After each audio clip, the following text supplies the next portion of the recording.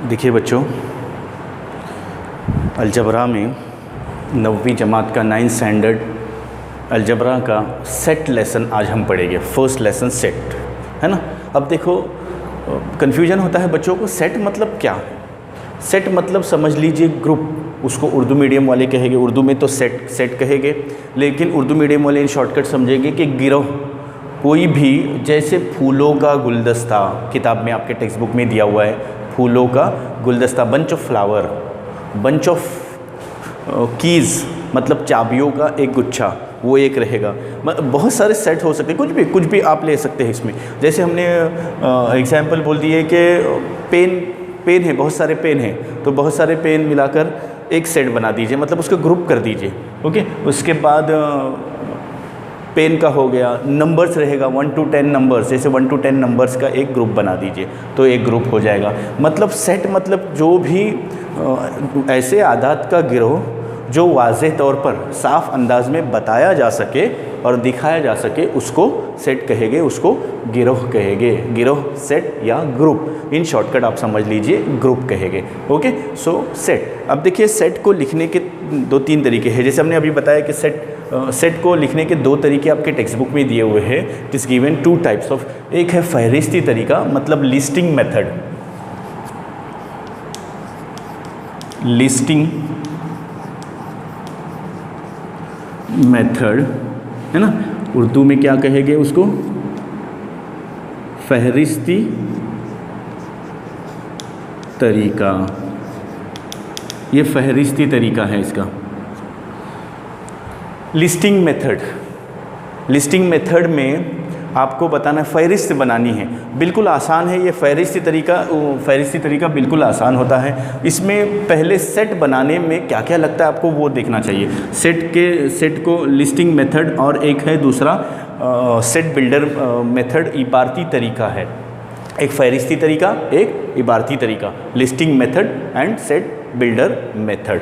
अब देखो सेट लिखा कैसे जाता है। सेट को दिखाने के लिए, लिखने के लिए कोई भी कैपिटल लेटर का यूज़ कर लेना है, कैपिटल लेटर का इस्तेमाल कर देना है। जैसे A-B-C का इस्तेमाल कर दीजिए।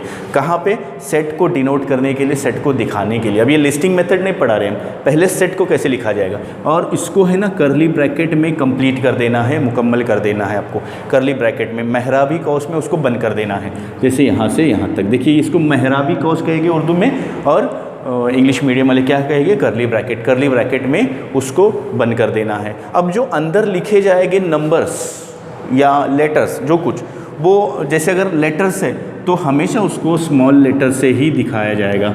इसको याद रख लेना। यहाँ पर कैपिटल लेटर आ जाएगा, यहाँ पर अंदर स्मॉल लेटर आ जाएगा। क्या क्या चाहिए सेट बनाने के लिए? सेट को नाम देने के लिए हमको ABC कोई भी लेटर चाहिए, है ना। ABC कोई भी लेटर कैपिटल में होना चाहिए, मेहराबी का उसमें कंप्लीट होना चाहिए। अच्छा, और एक चीज़ देखिए, दो चीज़ों को मुत्तसिल दिखाना है, अलग अलग दिखाना है, तो उसके बीच में ये जो हमने कॉमा का इस्तेमाल किए है ना, for making the separation of making the elements we have to put commas, we have to use comma, है ना। ये जो अंदर जो आदाद लिखे हुए हैं, ये जो कुछ भी लिखा जाता है अंदर, उसको उर्दू मीडियम वाले कहेंगे अरकान। एक रुकन है, दूसरा रुकन है, तीसरा रुकन है ना। इंग्लिश मीडियम वाले कहेंगे इसको एलिमेंट। क्या कहेंगे? एलिमेंट। और उर्दू मीडियम वाले कहेंगे रुकन। किसको कहेंगे? जो मेहराबी कौस के अंदर लिखा जाएगा उसको क्या कहेंगे बच्चों? रुकन कहेंगे। और उसको इंग्लिश मीडियम वाले क्या कहेंगे? एलिमेंट।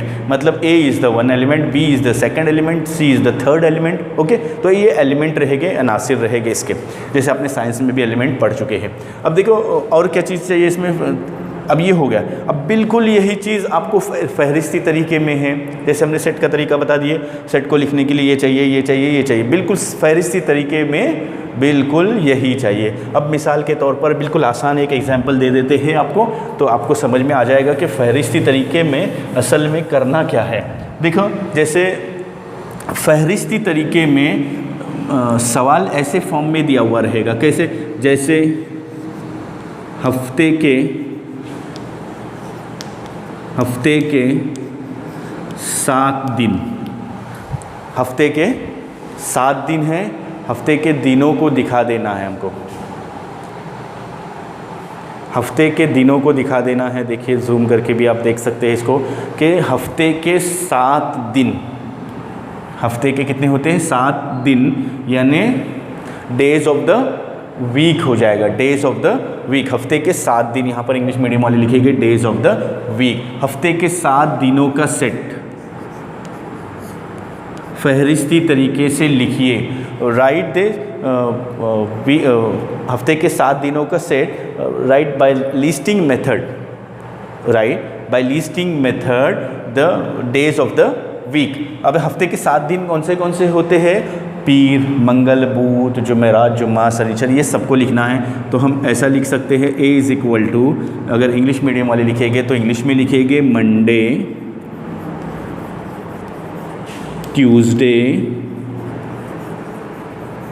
वेडनेसडे, ऐसे लिखते जाएंगे। देखो यहाँ पे कॉमा से हमने सेपरेट कर दिए हैं, है ना। इसको कहेंगे फहरिस्ती तरीका, है ना। फहरिस्ती तरीके से हमको ऐसे लिखते जाना है, Monday, Tuesday, Wednesday, Thursday, Friday, Saturday और संडे। संडे होने के बाद आपको ये कंप्लीट कर देना है। ऐसे ही आपको तो फहरिस्ती तरीके में ये बताना चाहते हैं कि फहरिस्ती तरीके में ऐसे क्वेश्चन दिया हुआ रहेगा in the form of words, आपको उसको ऐसे लिखना, ऐसे फॉर्म में लिखना है, ओके। और दूसरा मेथड जो है सेट बिल्डर मेथड, इबारती तरीका, उस तरीके में आपको इसी का उल्टा कर देना है। चलो पहले हम देख लेते हैं, आज अभी हम देख लेते हैं लिस्टिंग मेथड ही देख लेते हैं, लिस्टिंग मेथड के क्वेश्चंस देख लेते हैं। देखिए फहरिस्ती तरीके में हमने लिख दी है AEIOU, आपको पता है ये क्या है? ये वॉवेल्स है, ओके। तो ये आंसर है। अब इसका क्वेश्चन कैसे रहेगा? इसका AEIOU ये रहेगा अंग्रेज़ी के हुरूफ़ इल्लत, अंग्रेज़ी के हुरूफ़ इल्लत, हुरूफ़ तहजी में हुरूफ़ इल्लत का सेट फहरिस्ती तरीके से लिखिए, okay. Right the vowels in the form of listing methods, right the vowels in the English, right by using by listing method AEIOU, ये लिखेंगे हम, है ना। अभी देखो इसी को अगर हमको इबारती तरीके से लिखना है, यही सवाल को, ये फहरिस्ती तरीके से हमको कैसे समझा? फहरिस्ती तरीके से कॉमा दिए हुए हैं, मेहराबी कौ से। अब इसी को अगर हमको इबारती तरीके से लिखना है, यहाँ पर हम लिख लेते हैं कि इबारती तरीका, इसको इंग्लिश वाले बोलेंगे रूल मेथड और set builder method. Urdu medium वाले क्या बोलेंगे? इसको इबारती तरीका, रूल मेथड और सेट बिल्डर मेथड। ये दूसरा मेथड जो हम बताने जा रहे हैं, इसमें क्या रहेगा बच्चों? C इज इक्वल टू मेहराबी cos means the curly bracket तो रहेगा ही आपको।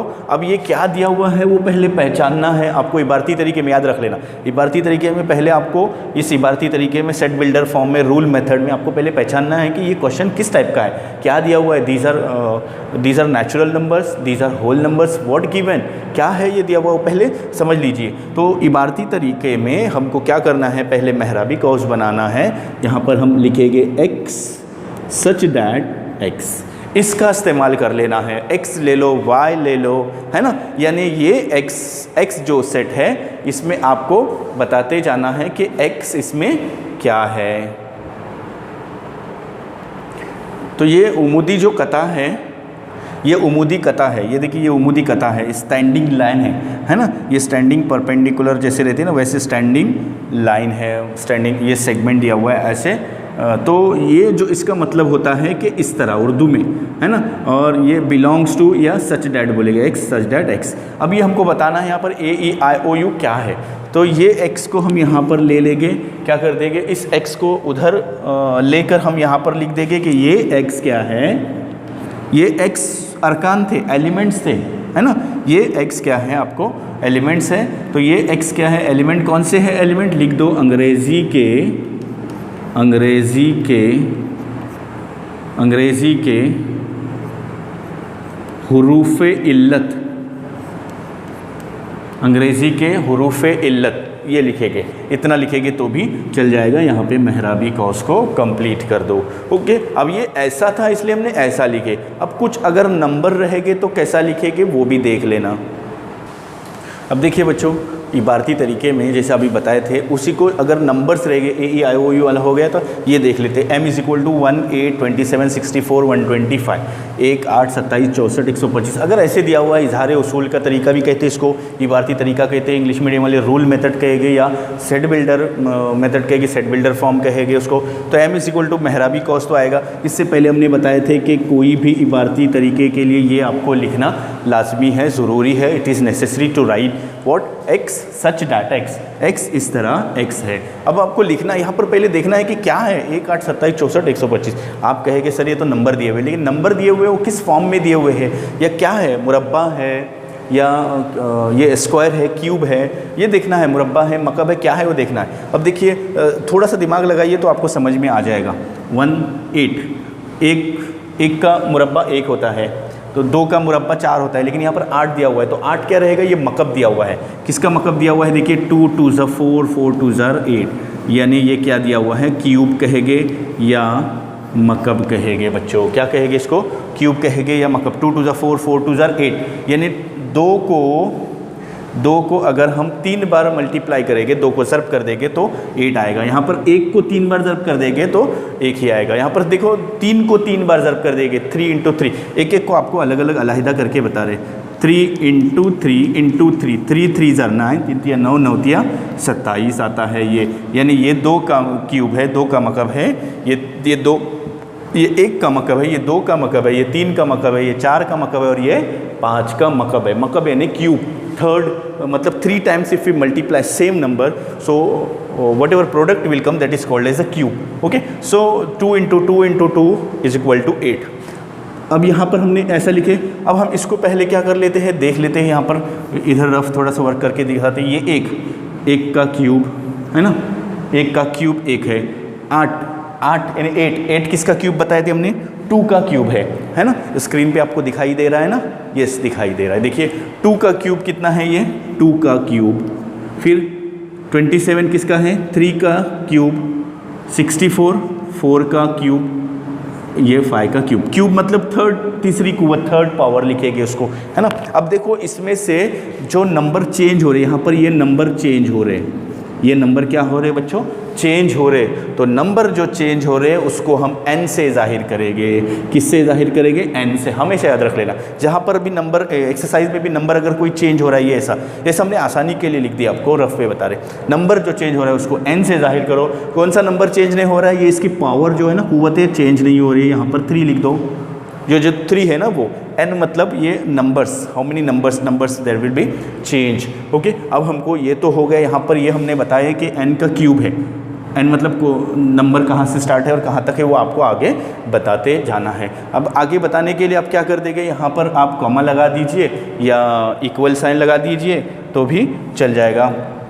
अब हमने जैसा ये लिख दिए, इसमें क्या n क्यूब जो लिखे हैं हमने वो यहाँ पर x = n क्यूब लिख दो। x क्या है, ये n क्यूब है, n का क्यूब है, यहाँ पर कॉमा लगा दो, n क्यूब, है ना, समझ में आ रहा है। अब हम यहाँ पर लिखेंगे कि n मतलब ये नंबर शुरू कहाँ से हुआ है, 1 से शुरू हुआ है। देखो 1 से शुरू हुआ है और 5 तक, 1 से स्टार्ट हुआ है, बिगिनस बाय 1 एंड 5 के क्यूब तक है। 1 के क्यूब से 5 के क्यूब तक है, तो यहाँ पर हम 1 के क्यूब से लेकर 5 के क्यूब तक है वो तो लिखे है ना। अब देखो इससे पहले हम देखते थे, मतलब पिछले क्लासेस में हमने देख चुके थे कि उस तक है तो कैसा, देखो जैसे हमने लिखे 1 इज़ लेस देन 5, मतलब 5 ग्रेटर है 1 से। ओके, लेकिन अगर हम इसको ऐसा लगाते हैं ना, ये ऐसा लगा देते हैं, आपको स्क्रीन में नज़र आ रहा है नज़र। अगर हम इसको ऐसा लगा देते हैं तो इसका मतलब होता है कि 5 से कम नंबर है या फिर 5 तक नंबर है। देखो 5 के इक्वल नंबर, यहाँ पर इसको इरेज कर दो, क्या आ रहा है, इक्वल साइन आ रही है। मतलब ये 2 मीनिंग होते हैं इसके, ये इक्वल भी हो जाएगा और लेस देन भी हो जाएगा। यहाँ पर 5 तक बताना है आपको, तो यहाँ पर देखिए हमने क्या लिख दिए, 1 और 5 के बीच में आदाद आते हैं। तो हम इसको लिखेंगे कैसा, ये लिखेंगे ऐसा, तो लिखेंगे अभी जैसा बताए थे हमने, है ना।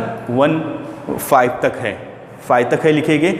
और उसके पहले हम क्या लिखेंगे, नंबर कौन सा है, मतलब 1 से 5 तक है तो इधर लिख दो n, मेन नंबर हमारा n है, ये n नंबर है, और इधर भी ऐसा ही लिख दो। मतलब n नंबर, देखो इसका मतलब क्या होता है, n नंबर जो है ना, n नंबर, ये नंबर 1 से स्टार्ट हो रहा है, 1 के इक्वल है ना, या 1 से बड़े है, 1 से बड़े या 1 से इक्वल है, और 5 से छोटे या 5 के इक्वल है, मेहराबी कॉस, ये करले ब्रैकेट कंप्लीट कर दो। ये आपका इसका आंसर होगा। ये इबारती तरीका बार बार रिवाइंड करके देख लीजिएगा, है ना। आपको क्या करना है, बस ढूंढ लेना है इबारती तरीका ही मेन है। फहरिस्ती तरीका बिल्कुल आसान है। इबारती तरीके में आपको पहले देख लेना है कि किस फॉर्म में आदात दिए हुए, अगर आदात रहेंगे तो।